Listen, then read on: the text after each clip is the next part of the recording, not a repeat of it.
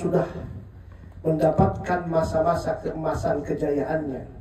Rasulullah Shallallahu Alaihi Wasallam di Madinatul Munawwarah meminta utusan-utusannya untuk mengumumkan kepada seluruh penduduk Madinah, khususnya dan kaum muslimin umumnya, untuk mereka berhaji bersama baginda Nabi Muhammad SAW. Ini terjadi di tahun ke-10.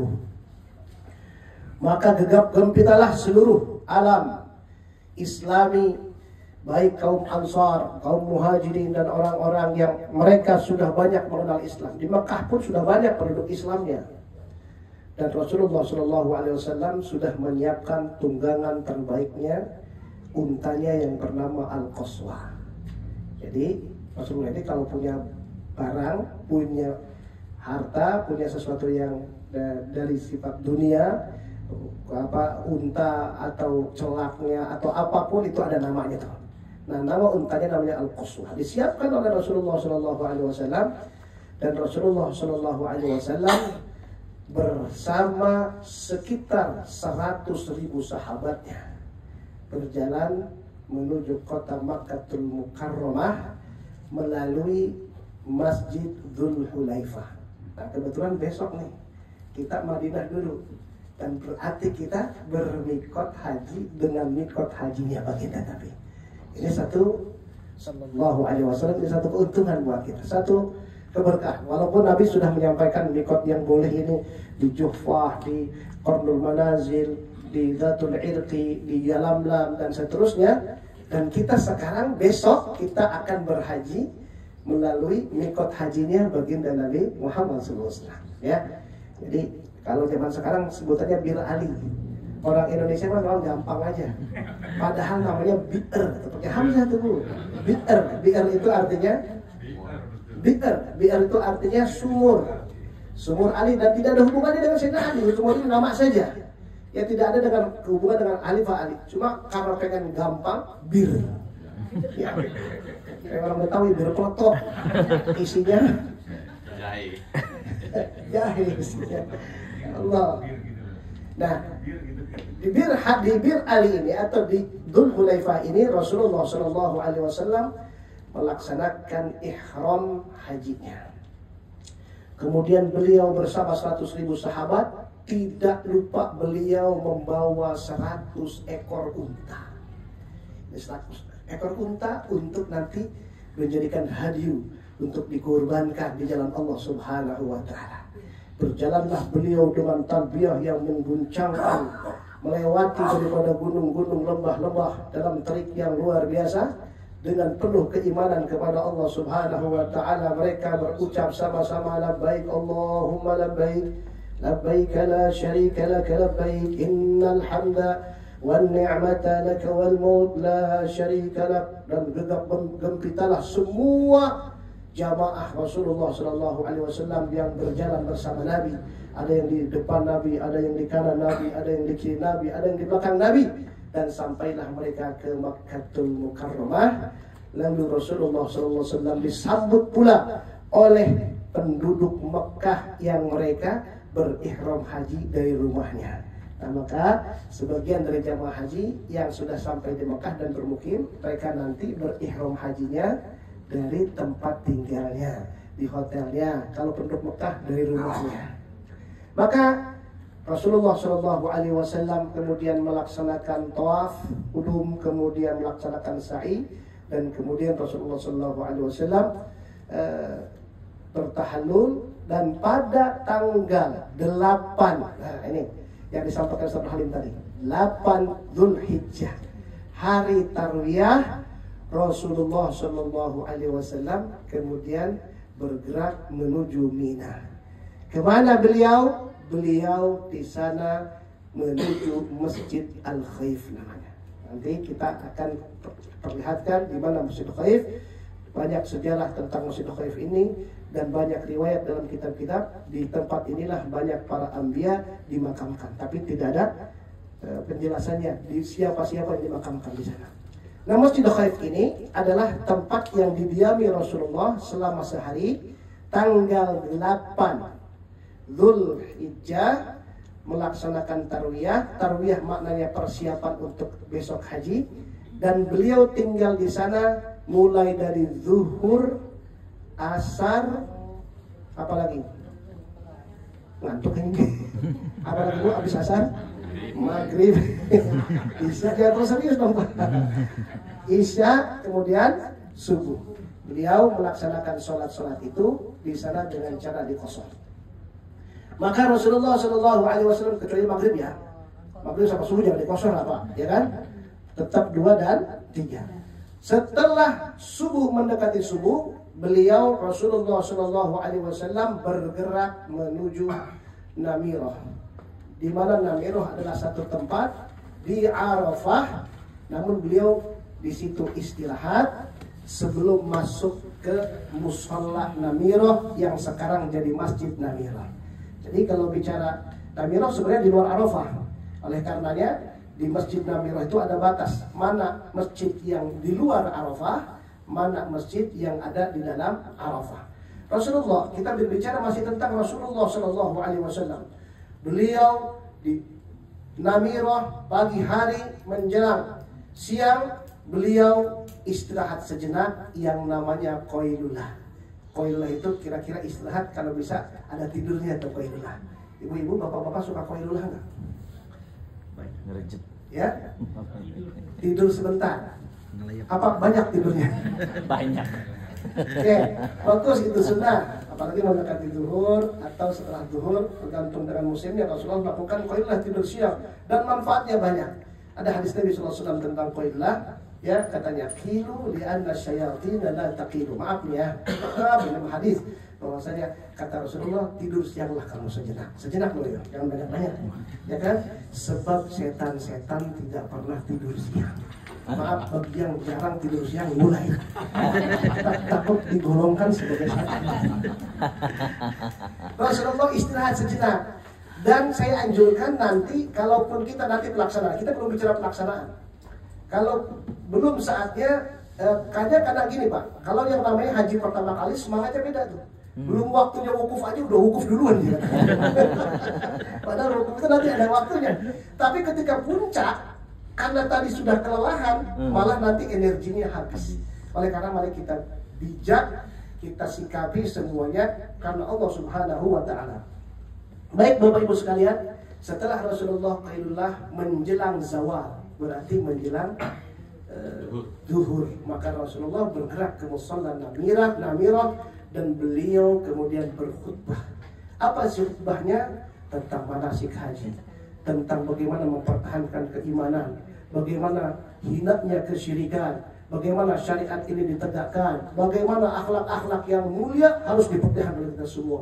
Dengan khutbah ini semua jamaah yang hadir bersama Nabi semuanya menangis, karena disinilah puncak daripada keagungan para jamaah haji, di mana kata Nabi SAW, al-hajju arafah, haji itu adalah puncaknya Arafah, dan kesyukuran itulah yang membuat mereka menangis.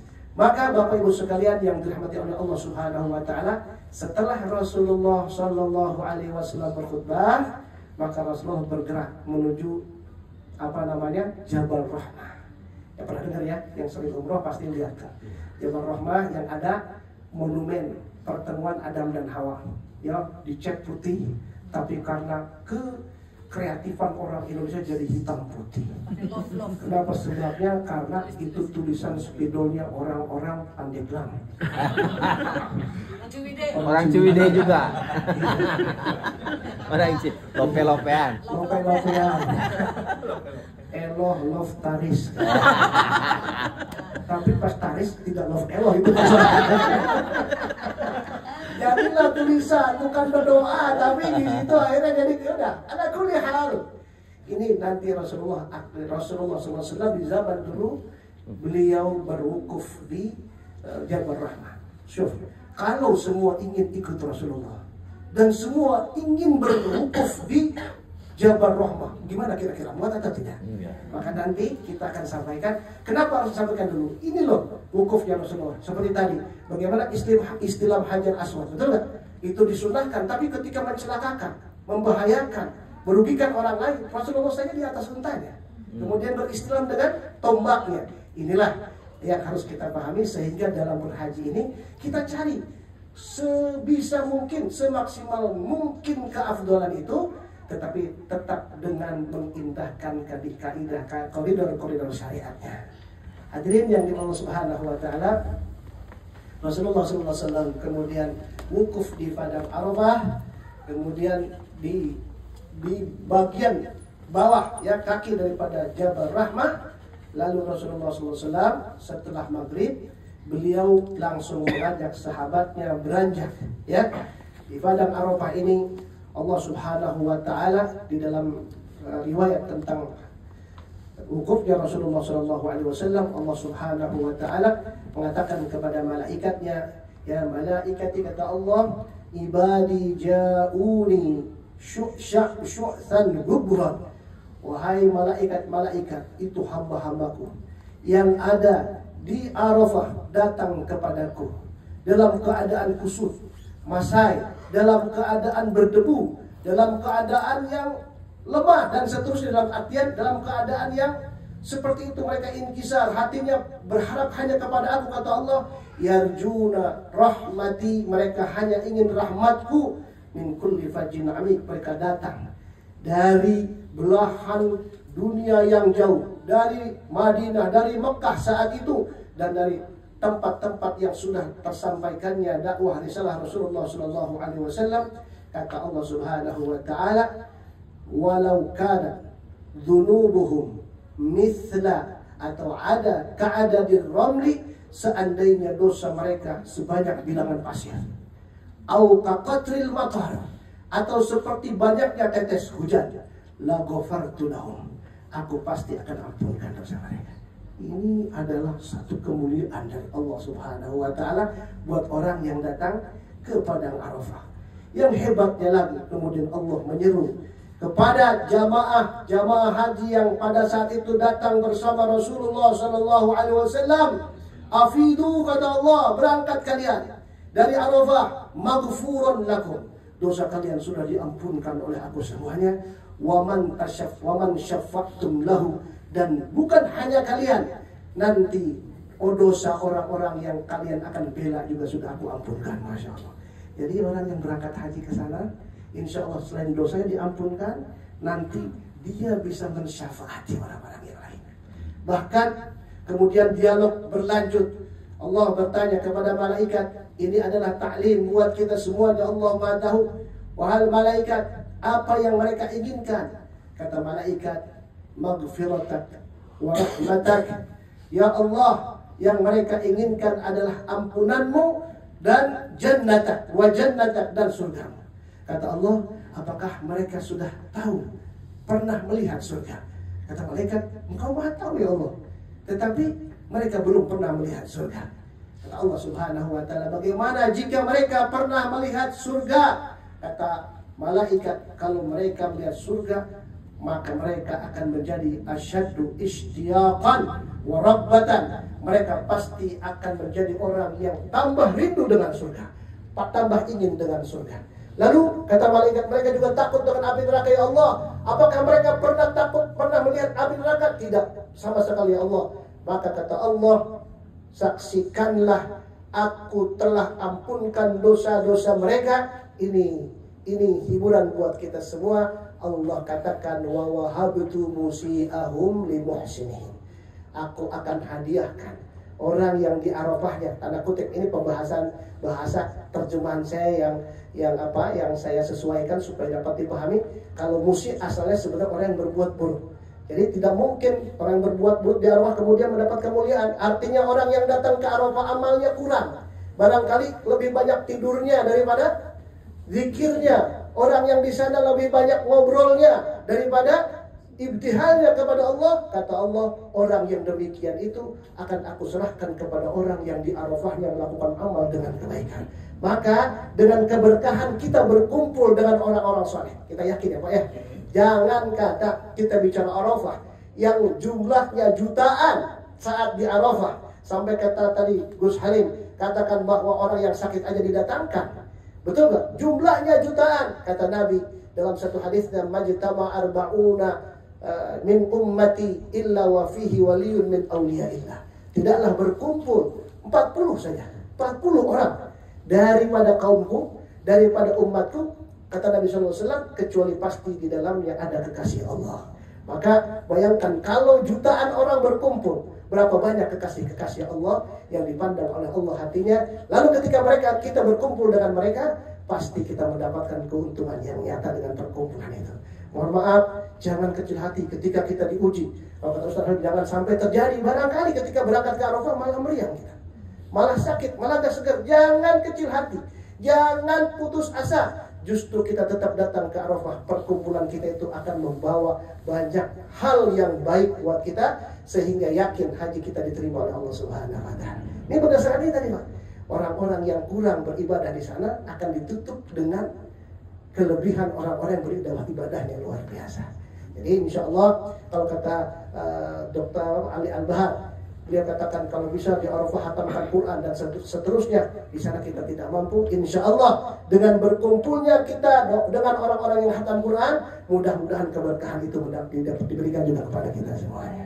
Amin ya rabbal alamin. Hadirin, kemudian Allah Subhanahu wa Ta'ala Nabi perintahkan para sahabat untuk berangkat ke Musdalifah bersama beliau, dan beliau jalan ke Musdalifah dengan melaksanakan sholat maghrib dan isya di Muzdalifah secara jamak takhir. Adapun tadi ketika di mana? Di Arafah, beliau lakukan sholat setelah khutbah. Di dalam kitab ini dijelaskan bahwa beliau sholat asar dan duhur di jamak takdim dan dengan cara dikosar. Tapi kalau di Muzdalifah di jamak takhir dan dengan qasar. Kemudian Bapak Ibu sekalian, apa yang dilakukan Rasulullah SAW? Beliau kemudian menginap di situ, bertalbiyah, banyak berzikir, sambil beliau juga mengumpulkan batu untuk melakukan jumrah besok harinya. Kemudian Rasulullah SAW menginap di situ sampai subuh, dan pada saat setelah subuh beliau ke masjid yang namanya Masy'aril Haram yang berada di Muzdalifah.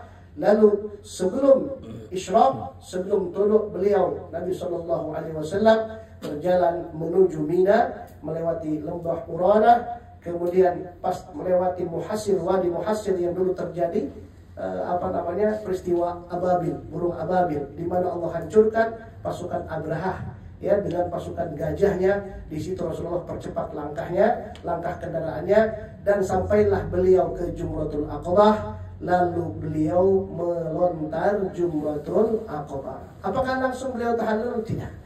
Beliau langsung di situ setelah itu melakukan pemotongan kurbannya. Tadi berapa tadi? Yang dipotong? Yang dibawa 100 unta. Yang dipotong oleh beliau hanya 63. Ini isyarat bahwa umur beliau sampai 63 tahun. Sisanya dipotongkan oleh menantunya yang bernama Sayyidina Ali radhiyallahu anhu, dan ini menjadi syariat, kurban boleh diwakilkan. Maka ibu bapak sekalian yang dirahmati Allah Subhanahu wa Ta'ala, lalu setelah itu Rasulullah SAW baru mencukur rambutnya.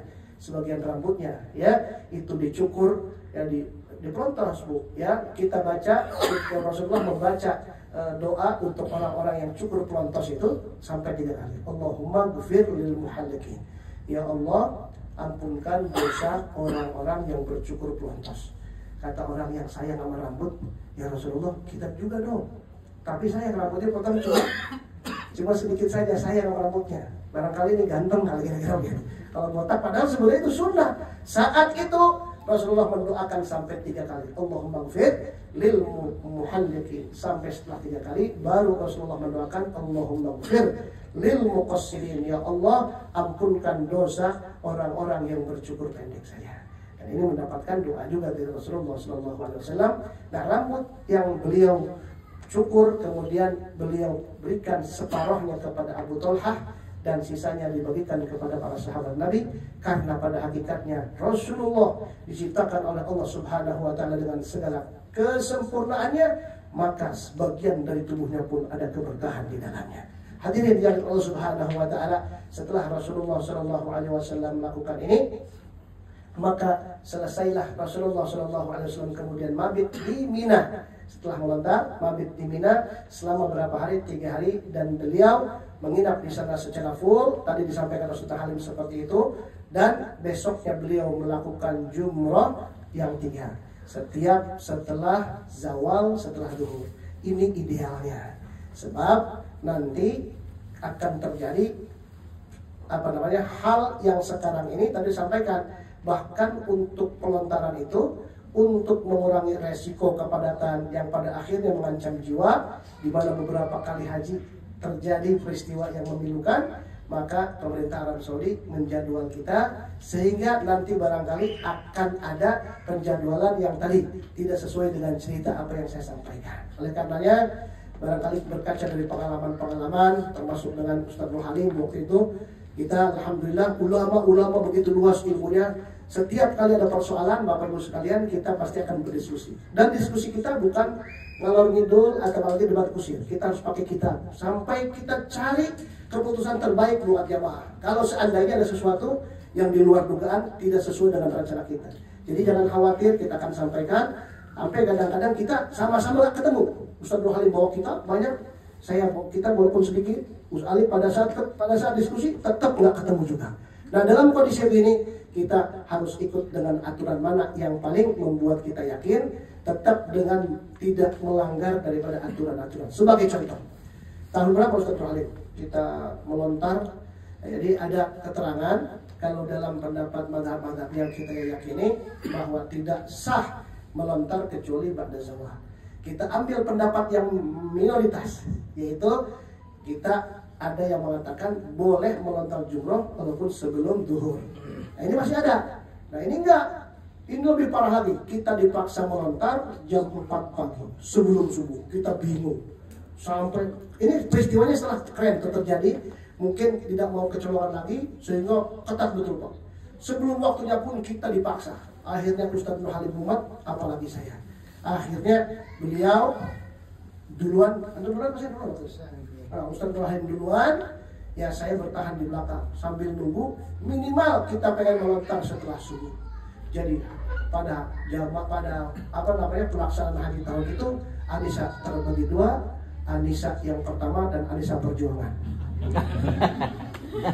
Perjuangannya saya gitu.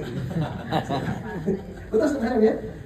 Oleh karenanya nanti akan ditemukan Bapak Ibu sekalian bagaimana pelaksanaan ibadah haji sekarang jika dibandingkan pelaksanaan ibadah haji dibandingkan dengan pelaksanaan yang dilakukan oleh Rasulullah SAW. Baik, nah itulah kira-kira gambaran haji di zaman Nabi SAW. Sekarang kita